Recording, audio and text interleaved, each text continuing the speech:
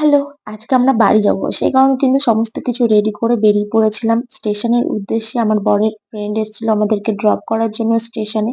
গাড়িতে উঠতে না উঠতেই ছেলে ঘুমিয়ে পড়েছিল। আর রাস্তায় যেতে, যেতে এত সুন্দর, সুন্দর বরযাত্রী দেখলাম তোমাদেরকে আর কি বলবো। আর দেখা মাত্রই আমি কিন্তু ভিডিও করে নিয়েছিলাম।